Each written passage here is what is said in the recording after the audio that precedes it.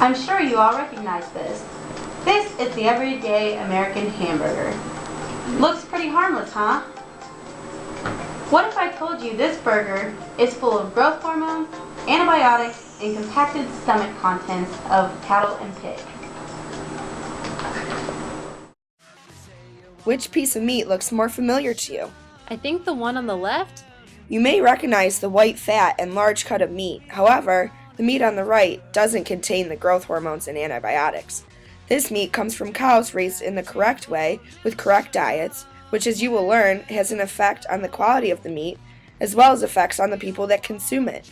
Since you are consuming meat like the kind on the left, you are also consuming those hormones and antibiotics. Holy cow, that gives me the heebie-jeebies. What do those do to me? Some of the hormones have been linked to cancer. Oh my! Antibiotics lead to scary things called antibiotic-resistant pathogens. Huh? This means diseases are developing that can't be cured with medicine. But why is this happening? Well, you see, Susie, animals are being raised in confined animal feeding operations. The animals are so close together they need antibiotics to keep them from getting sick in those poor living conditions. And the hormones make them grow faster. Poor cows. Those poor cows are not eating the right kind of food. But don't cows eat grass? They're supposed to, Susie, but since there are so many cows, it's cheaper to feed them grain. This picture is an example of a confined animal feeding operation. Notice how many cows are kept in one area? In the small areas of ground not taken up by the cows, what do you notice? There are no areas of green. The cows do not even have a chance to consume grass. The cows are now missing out on the nutrients that grass provides them, like beta-carotene and omegas 3 and 6.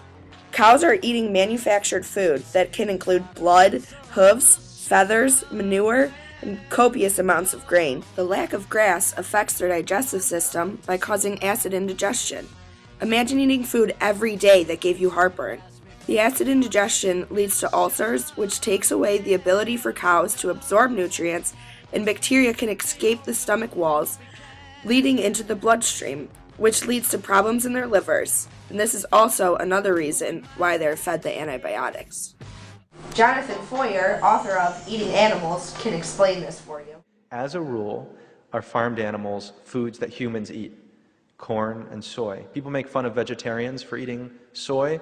Nobody eats soy like meat eaters eat soy. 98% of the world's soy crop goes to livestock now. These are foods that people can eat. Traditionally, cows ate grass. Humans can't eat grass. So we've perverted the whole system to make it not only unsustainable, but aggressively unsustainable. Wow, we have it just as bad as cows. Poor us. There's a right for you to be concerned, Susie. The meat industry is taking advantage of us. This problem can be defined by the sociological term conflict perspective. And that would be what? This problem happens when those in power, such as the meat industry, take advantage of others for their own self-enhancement. It is cheaper to raise cows by feeding them grain. The U.S. agriculture policy even supports this through subsidies to factory farms. One way the industry uses its power of exploitation is by putting labels on products such as free range. Mr. Foyer will show you why this is exploitation. Grocery store and you see free-range eggs, that's another lie. Free range is not even defined. It has no legal definition whatsoever. I could have 10,000 hens under this podium right now. You know, why would I? But I could. And sell them to you as free range. And you would spend more of your hard-earned money because you think it's wrong to do it the other way. And I would be taking advantage of you. And I think you should all assume when you buy free-range eggs that you're being totally taken advantage of. So exploitation means they're taking advantage of us? Exploitation is even worse. They're taking advantage of us where we are vulnerable. So what's the solution? There isn't just one simple solution. We can start by lobbying for banning factory farming. Buying locally grown food helps, but in order to deal with the problem directly, we have to deal with the corporation. Let's lobby for the FDA to regulate farmers to use appropriate feed in open sanitary living conditions so that antibiotics aren't needed. Good idea, Susie. Then we could go from this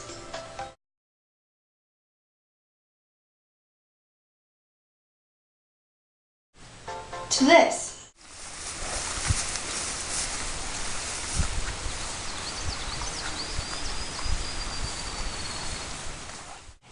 And if we all ate less meat, farmers wouldn't have to worry about raising cows so quickly and giving them hormones, because I don't want cancer.